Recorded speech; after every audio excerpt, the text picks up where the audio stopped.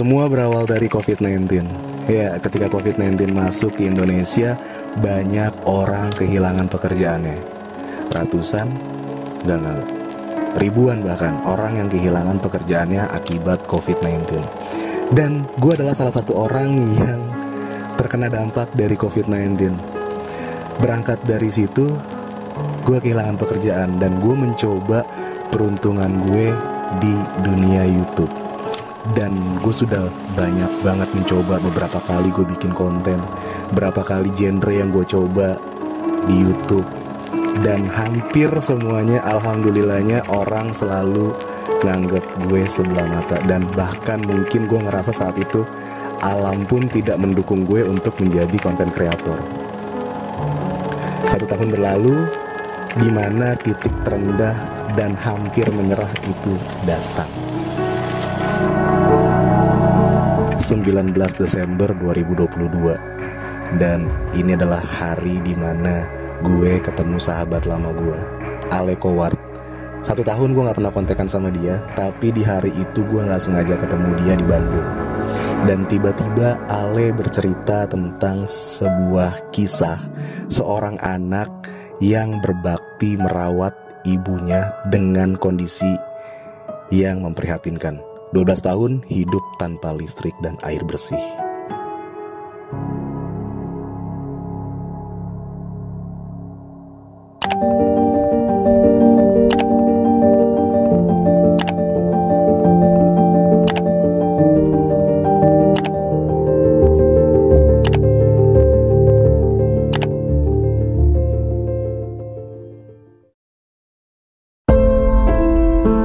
Hari dimana gue untuk pertama kalinya datang ke rumah Tiko. Ya, gue berangkat ke sana sebagai konten kreator horor. Dan ketika melihat rumah Tiko untuk pertama kalinya, yang terlintas di pikiran gue adalah tentang konten horor. Kenapa? Rumah Tiko saat gue datang pertama kali itu ditutupi pepohonan yang cukup lebat.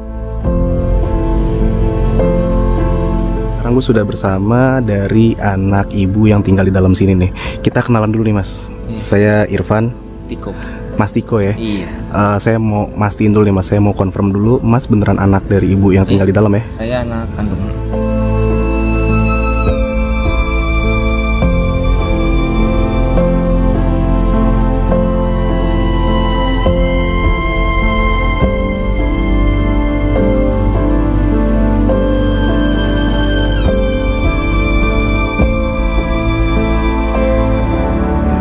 Itu juga ada ibu.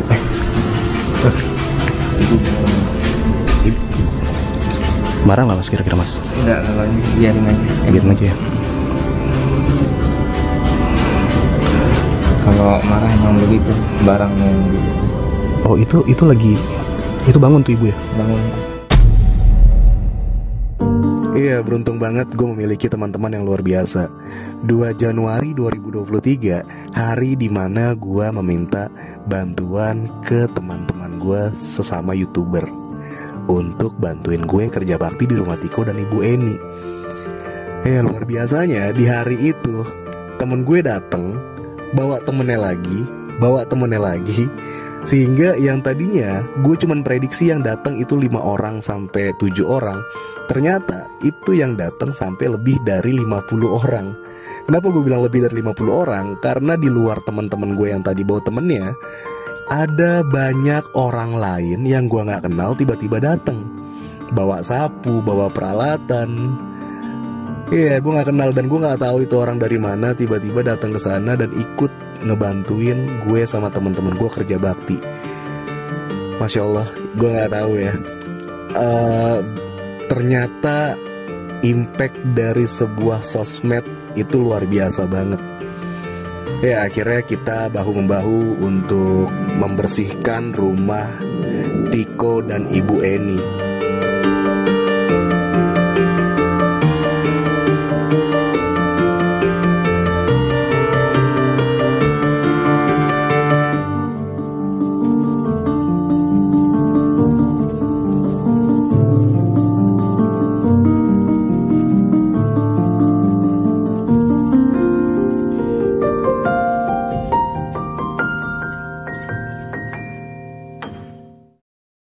Kok tenang nggak kok? Senang banget. Senang banget. Lu dikakin orang kok. Senang banget gue cuy, terlumpur. Semoga rumah rapi lagi ya kok. Sangat ikut sangat terharu, bahagia, campur ya mungkin luar biasa support teman-teman semua ya Bang Ipan ya. Alhamdulillah cuy, akhirnya ngumpul. Dan tujuan gue sama teman-teman gue membantu Tiko adalah supaya Tiko bisa mendapatkan hidup yang lebih layak lagi bersama ibunya di rumah tersebut. Minimal Tiko rumahnya bersih, minimal Tiko punya listrik di rumah, minimal Tiko bisa mandi dengan air bersih di rumah tersebut. Ya, karena sebaik-baiknya manusia adalah manusia yang bermanfaat bagi sesama. Berangkat dari kalimat itu, kita semua fokus dengan tujuan awal kita. Ya, apapun yang kita lakukan di sana, apapun yang kita jalani di sana, itu bareng-bareng terasa nikmat. Karena ketika kita melihat orang yang kita bantu itu tersenyum kepada kita, ya, kepuasan tersendiri yang kita rasakan saat itu. Mungkin bukan cuman gue, tapi teman-teman gue yang lain pun juga mungkin merasakan hal yang sama saat itu. Atau mungkin kalian yang sedang nonton video ini pun juga merasakan.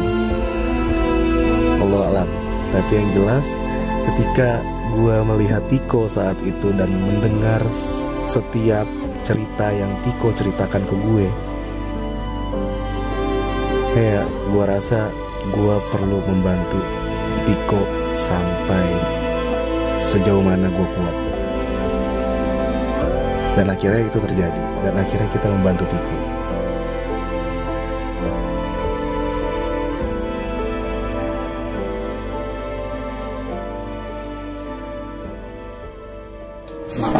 Alhamdulillah. Alhamdulillah. Ibu salaman lagi Bu. Aku Irfan. Aku temennya Tiko. Aku udah anggap Tiko kayak adikku sendiri. Aku sayang banget sama Tiko. Aku juga pengen anggap Ibu Eni kayak mamaku sendiri. Boleh ya? Anggap aku jadi anak Ibu Eni juga boleh ya? Boleh peluk Ibu nggak? Mau peluk boleh? Bu, kalau nanti mau kapan-kapan ngajak Tiko main boleh ya Bu? Boleh. Alhamdulillah. Iya, nggak jauh-jauh, tenang. Dari kecil sama saya. Iya. Nanti pengen ngajak Ibu sama Tiko kita jalan-jalan, terserah Ibu mau kemana, aku ajak jalan-jalan. Kita liburan. Kalau ngajak jalan-jalan saya harus izin wakil saya. Siap. Nanti Ibu nggak apa-apa izin dulu, kalau diizinkan kita jalan-jalan sama Tiko ya. Kita liburan, terserah Ibu mau kemana, kita jalan-jalan.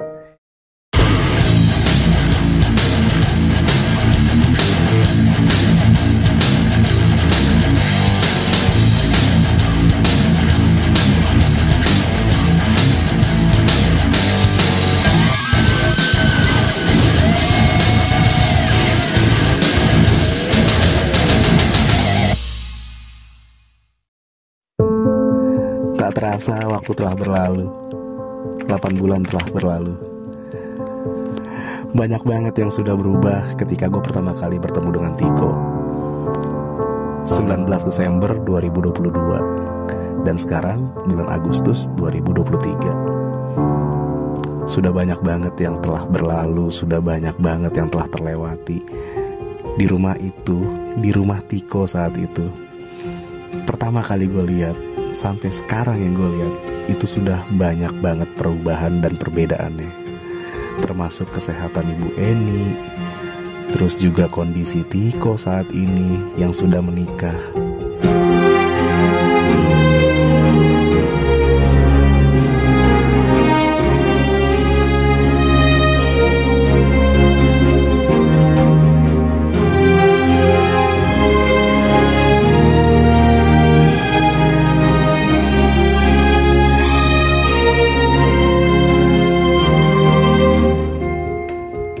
Ini di luar ekspektasi yang kita semua rasakan sebenarnya. Dimana saat pertama kali kita ketemu Tiko, atau gue sama teman-teman gue ketemu Tiko sampai sekarang itu banyak banget perubahannya. Dan gak ada satupun di antara kita yang bisa menyangka sampai bisa sejauh ini. Dan ternyata sosmed itu berdampak besar.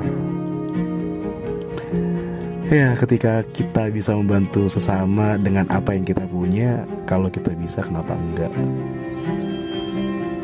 Karena gue sadar betul ketika kita bisa bermanfaat bagi sesama, itu tingkat kepuasannya pasti puas banget.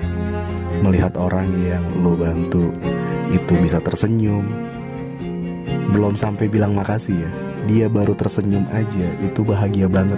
Itu bahagia nyampe ke kita. Dan ada satu momen dimana ketika gue membujuk Tiko untuk mau ibunya dibawa ke rumah sakit, ada satu kalimat yang saat itu gue bilang, Tiko, please banget, ayo dong ibu lu dibawa ke rumah sakit. Lu mau gak nanti kalau ibu lu suatu saat sudah kembali sembuh, ibu lu ngeliat lu berdiri di atas pelaminan, ketika lo menikah disaksikan sama ibu lo. Dirty water wash me clean.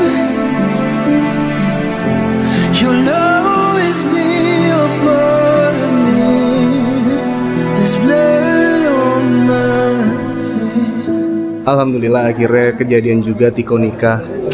Dan gak pernah kebayang cuy, sebelumnya datang ke rumah ini pertama kali kayak gimana. Dan jauh dari bayangan gue ketika datang ke sini, ternyata gue bisa datang kondangan ke pernikahan Tiko. Gak pernah kebayang, tapi alhamdulillah akhirnya Tiko punya istri, alhamdulillah. Semoga juga jadi sakinah, mawadah, dan warohmah, insyaallah. Dan semoga juga Tiko nanti diberikan cepat momongan, insyaallah. Ya, senang banget sih melihat kondisi kayak begini sekarang. Udah rapi rumah, gue ini juga udah sembuh total, udah semua segala-galanya udah berubah total semua dari pertama kali gue datang ke rumah ini, teman-teman. Dan satu lagi yang paling penting adalah nggak pernah kebayang gue datang ke sini lagi itu adalah kondangan Tiko nikah. Nggak pernah kebayang sama sekali, ya kan? Jadi ya nggak pernah kebayang banget sih pertama kali datang.